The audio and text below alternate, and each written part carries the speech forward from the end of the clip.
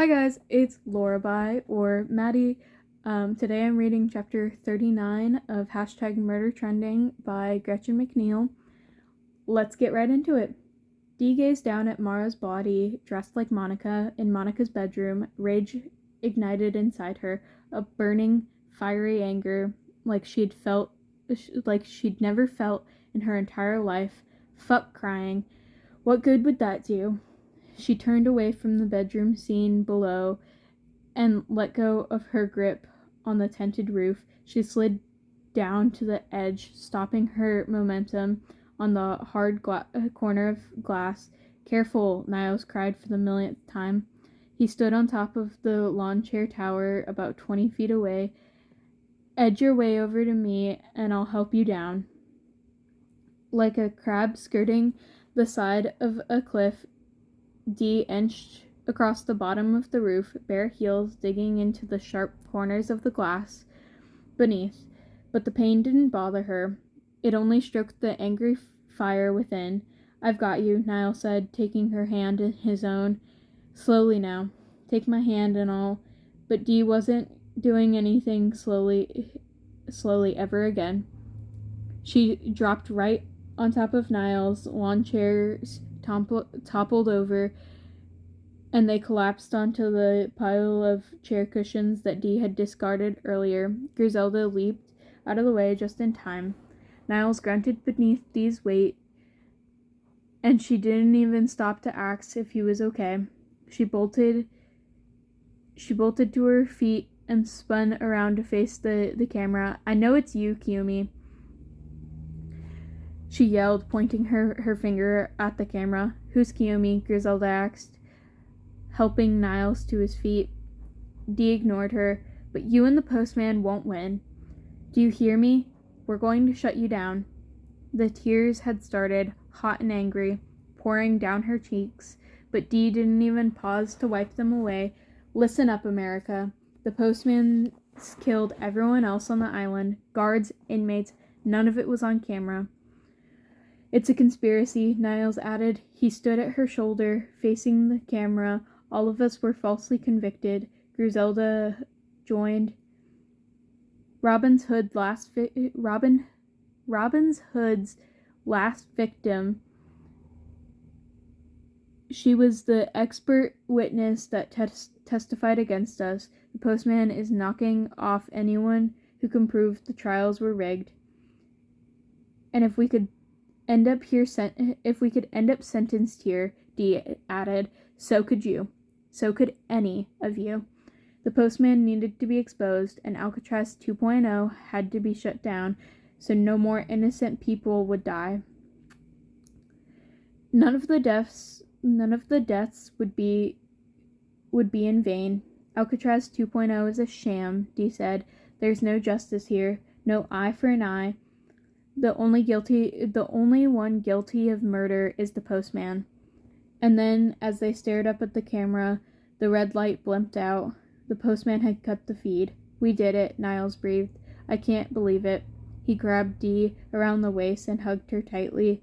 She let her body relax into his. It felt as if a huge weight had been lifted. We did it. Do you think it worked? Griselda asked. Niles released Dee. We have to get to a monitor. He was right. They needed to confirm that their message had gotten out. The comments feed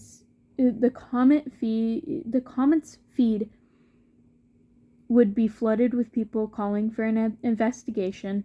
She followed Niles and Griselda out of the courtyard, but before she passed beyond the metal door, she turned and took one last look at Mara, at her stiff dead body sprawled on Monica's bed. I'm so sorry, Dee whispered, rounding the backside of the pavilion, trying to get a look at Mara's face. I should have never gotten you involved. That's when she saw it, something she wouldn't have noticed standing directly in front of the bedroom scene. Behind the fake walls of Monica's bedroom, there was a hand.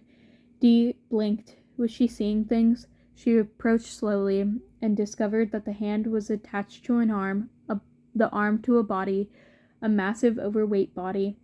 It was clad all in black, including a hood that covered the entire head, with two round two rounds cut out for the eyes, an executioner's cowl, but not professionally made.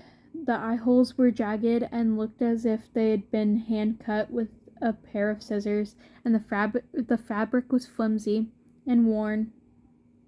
He lay on his side, head resting on his arm, as if he just curled up for a disco nap, but the massive blade protruding from his sternum suggested that this nap would be slightly more permanent. She stared at the body. The front of the executioner's robe didn't appear shiny in the overhead light. It wasn't wet. The blood had long dried, and just like that, a cloud lifted.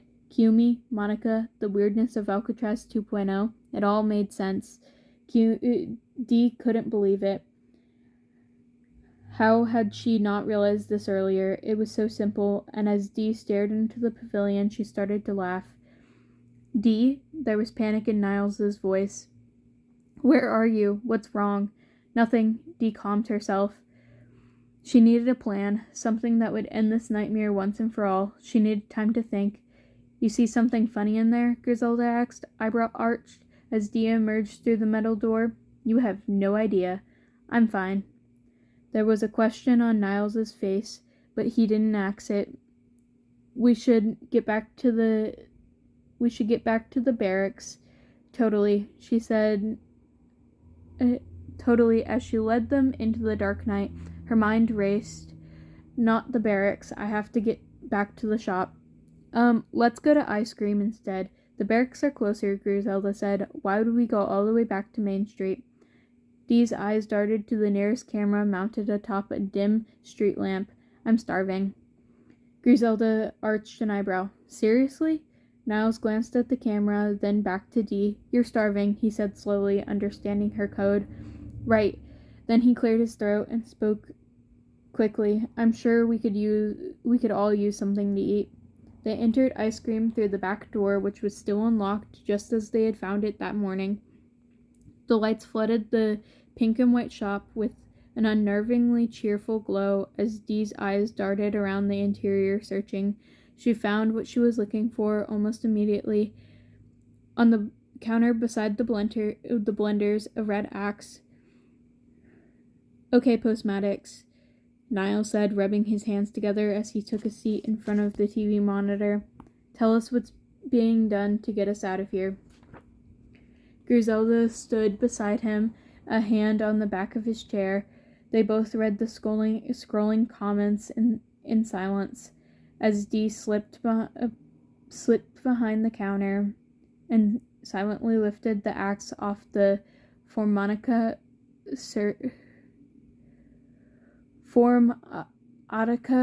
surface, tucking it behind her back. What in the bloody hell is going on? Niles asked after a few moments. His eyes were fixed on the screen, which showed Mara falling onto the bed